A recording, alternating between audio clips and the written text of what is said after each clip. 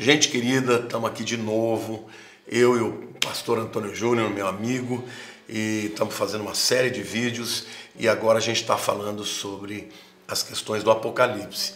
O tema de hoje é um tema muito legal, porque nós vamos falar sobre a pessoa do Anticristo, tirar algumas dúvidas. Mas antes da gente entrar, eu quero te pedir para você acompanhar aqui no link da gente, se você ainda não se inscreveu no meu canal do YouTube, Instagram, Facebook, faça isso e também você vê o link dele. O Antônio Júnior é um campeão nas mídias sociais, é um jovem que Deus está usando muito, tem muito conteúdo, unção, e eu tenho certeza que isso vai ser tremendamente abençoado. É um assunto que as pessoas têm muitas dúvidas e por isso as pessoas ficam tentando adivinhar. O tempo inteiro. Exatamente. Teve uma época que eu lembro, as pessoas falavam muito sobre o Papa. Não, o Papa vai ser o anticristo, né? Para muitas pessoas era um absurdo, porque ver assim, uma pessoa muito boa, né? Uma pessoa que só faz o bem, mas as pessoas tinham seus argumentos, né? E quando você vai vendo esses vídeos, você vai ficando convencido que é aquela pessoa. E recentemente, né? Aliás, teve há um tempo atrás o Obama, as pessoas diziam que o Obama era o anticristo, né? E tinha tudo, né? Parece que as peças vão se encaixando e você vai tendo certeza, não, é o anticristo.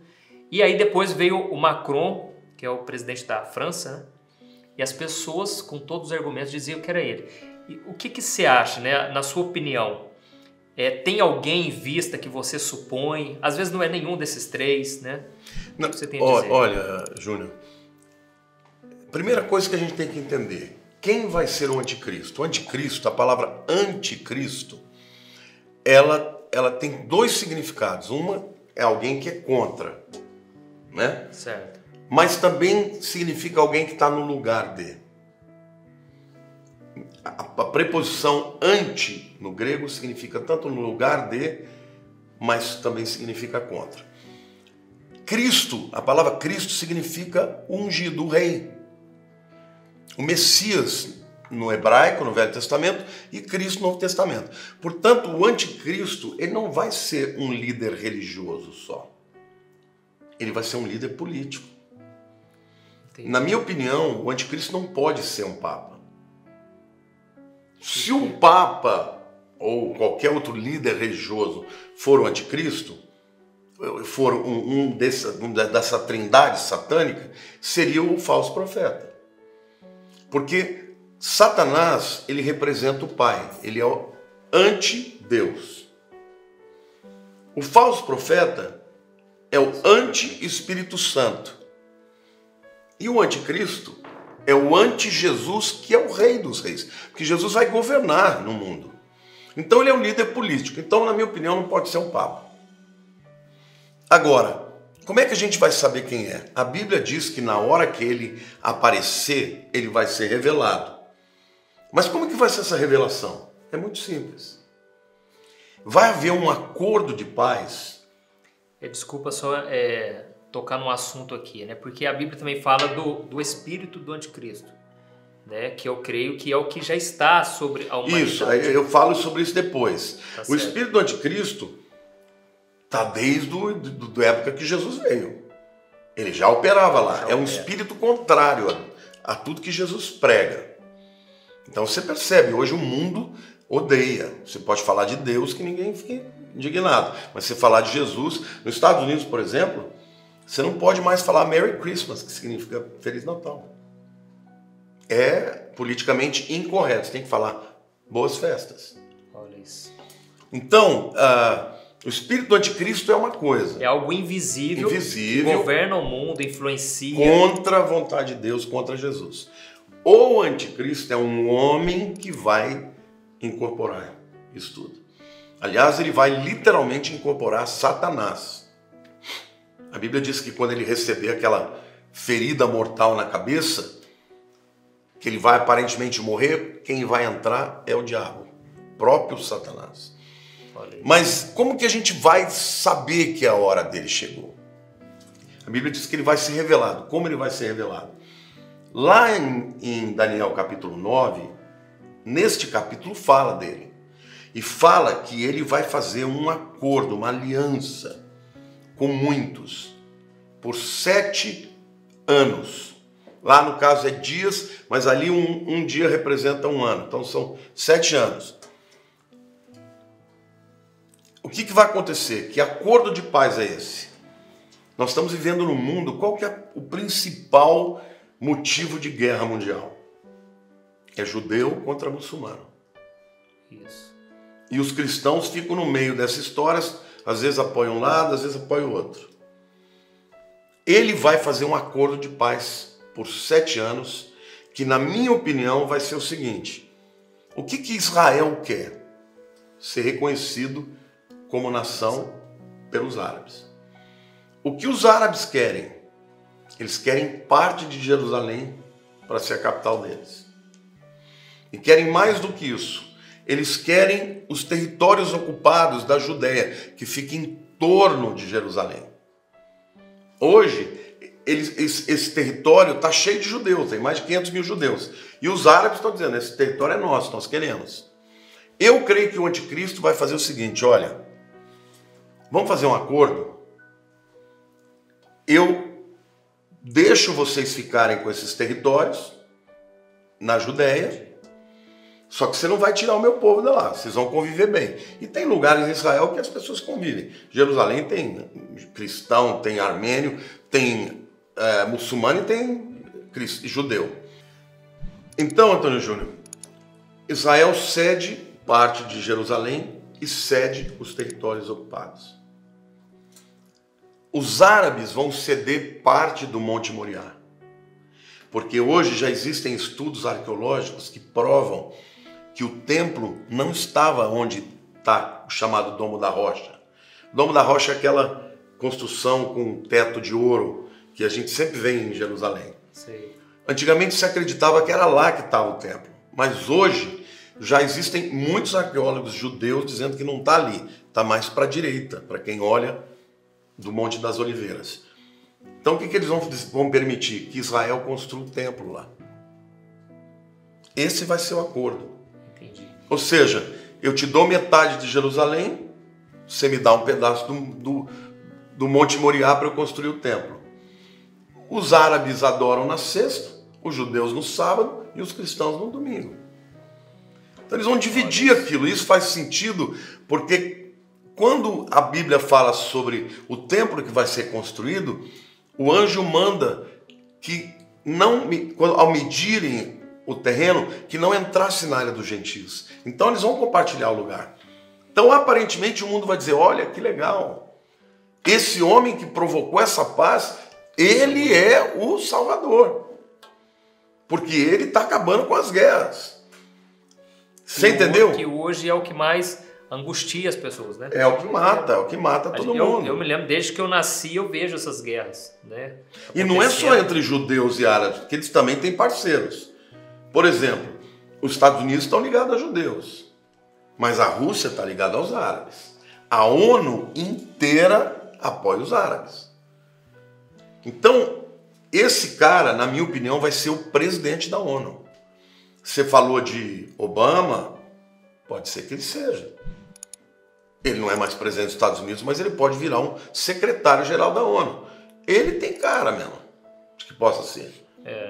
Entendeu? É porque às vezes a pessoa ela pensa assim, não, mas é uma pessoa tão boa.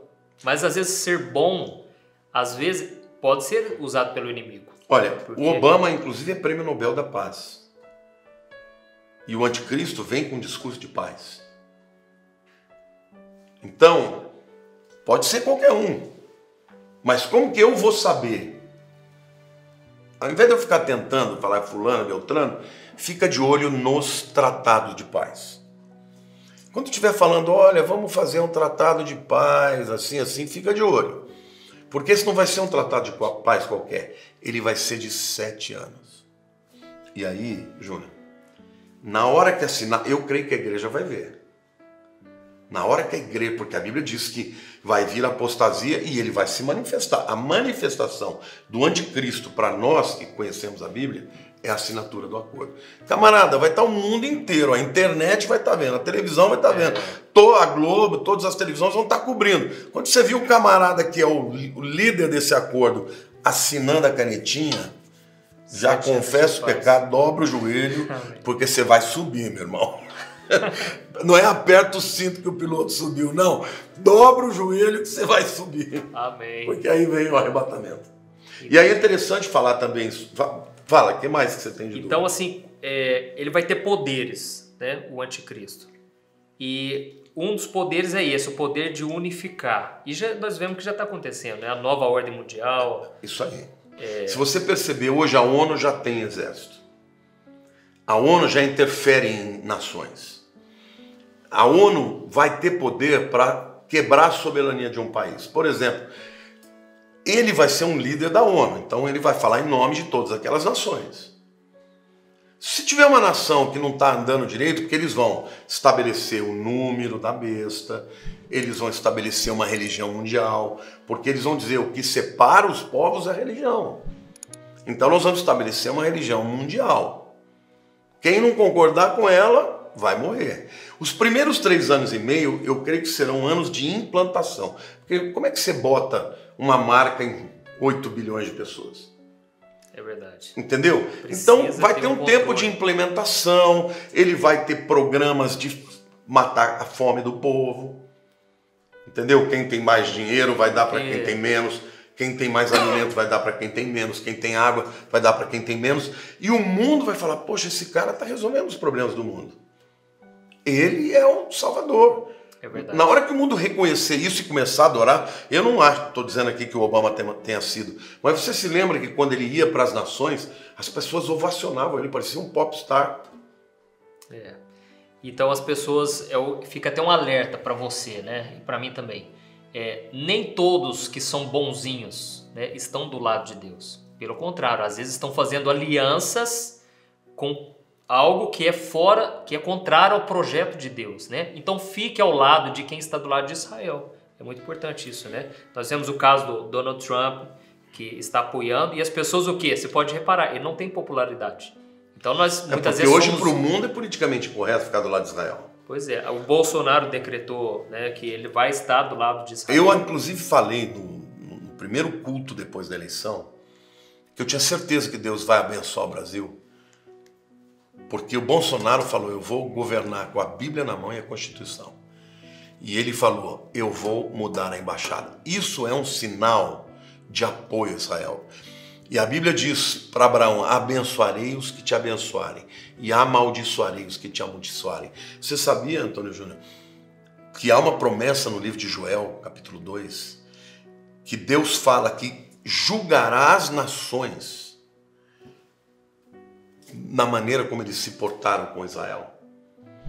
Que aqueles que dividiram a terra de Israel serão julgados por isso. Então, se você é cristão, meu querido, não acredite nessas balelas. Israel é a única nação no Oriente Médio que é democrática. Você vai a Israel, você anda seguro. Você pode andar na rua de madrugada. A gente vai todos os anos, nosso povo vai para o muro orar 2 da manhã, sem nenhum problema. Você entra em Israel e fala, pode andar, sem perigo. É uma nação segura, uma nação democrática. Em Israel, para você ter uma ideia, tem no parlamento você tem árabes, você tem cristãos, você tem de tudo lá.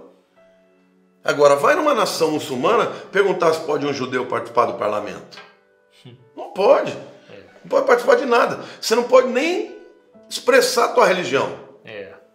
Então tem que tomar cuidado também, é bom você falar sobre isso, né?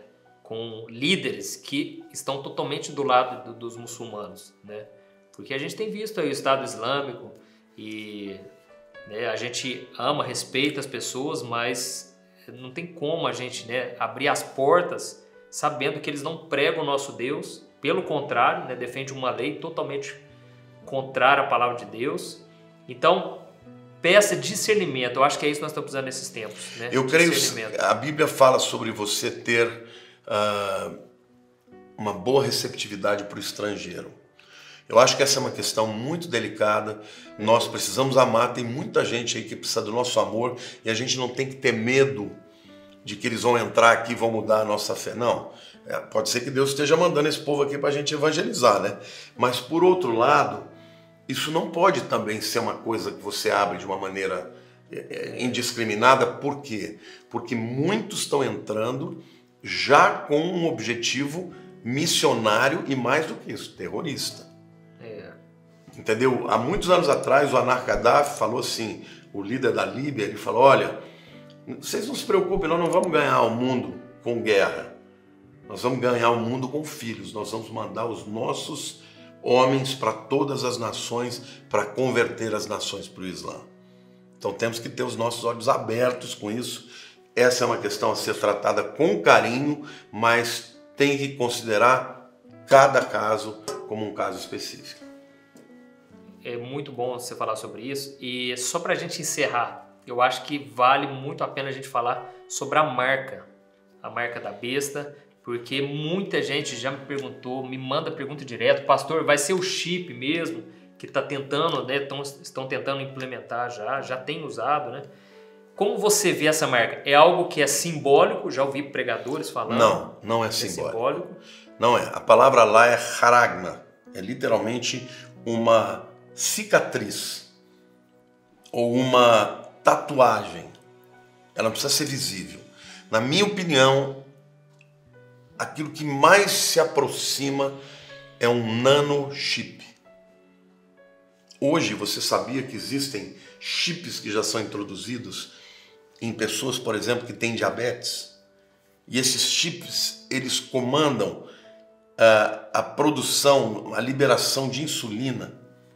Olha isso. Para controlar os níveis de diabetes. Já existe isso. Agora, esses chips no futuro, eles vão ser chips de inteligência artificial e eles vão interferir inclusive na vontade das pessoas. Sabia disso? Você sabia que ao invés da pessoa tomar um antidepressivo, ela vai ter um chipzinho que vai liberar aquele antidepressivo. Isso vai mudar a mente da pessoa. Então, esse progresso de inteligência artificial vai preparar para que haja algo sendo colocado na vida de todo mundo. Como é que a gente vai saber? Não somente, porque a Bíblia diz que essa marca, sem ela você não vai comprar, não vai fazer nada. Exatamente. Mas você está querendo dizer então que esse chip não somente vai permitir, né, ter o acesso, mas ele vai interferir. Ele vai influenciar no pensamento da pessoa. Por isso que eu acho que uma pessoa que puser isso aí, ela perde totalmente a salvação. Perde a salvação não, ela perde a possibilidade de ser salva, porque ela vai ser influenciada. Eu creio que esse chip ele vai ter o poder de produzir engano mesmo. Olha isso. Então eu creio que o chip vai ser uma marca mesmo. A Bíblia diz que vai ser na mão direita ou na testa. Inclusive os chips que já são utilizados hoje por muitas empresas para que você, além de ter todo o seu documentário, seu nome, suas enfermidades, tipo sanguíneo, você entra no lugar, você já tem reconhecimento de presença. Você não precisa ir lá bater ponto. Mas eu creio que esse chip no futuro, ele vai ser muito mais avançado. E hoje, para as pessoas que estudam a singularidade, a inteligência artificial, já falam disso. De chips, por exemplo, a pessoa tem um problema psiquiátrico. Por exemplo, ela é um bipolar. Certo. Esse chip, através de sinais elétricos, através de produção química de neurotransmissores, vai interferir para que a pessoa não tenha os surtos. Hoje já existe, por exemplo, um chip que é capaz até de reconhecer algumas mudanças cerebrais e avisa o cônjuge, vai no celular do cônjuge, isso já existe. Nossa. O teu marido vai ter um surto em uma semana, para a pessoa já ficar preparada, né? Porque às vezes você está lá despreparado, a tua mulher dá uma de louca, ou teu marido dá uma de louca, você fala, uai, da onde veio isso? Entendi. Então, eu creio que esse chip vai ser a marca da besta, e todos terão que usar. Quem não usar vai morrer, mas quem se converter e usar, não vai estar no livro da vida. Eu acredito que, então, primeiramente eles vão passar a transformar a cultura, né? Fazer as pessoas se acostumarem. Começa com um chip mais fraquinho e tal, até chegar a esse ponto, nessa tecnologia que nós estamos vendo avançada cada dia mais, até chegar a esse ponto de poder um chip mudar a mentalidade da pessoa, fazer ela negar né, as suas crenças. Então nós precisamos ficar atentos, porque a Bíblia diz que até os escolhidos serão enganados. Né? Se possível, até os escolhidos. Se possível. Eu creio que escolhidos não serão, não. Aqueles que tiverem o selo. Se bem que quando a Bíblia diz que você, se alguém receber, não vai ser salvo, né? Nós precisamos ficar vigilantes. Vigilantes. Ter cuidado. Bom, o melhor jeito de você ser vigilante é aceitar Jesus e não ficar, né? Exatamente. Não correr esse risco.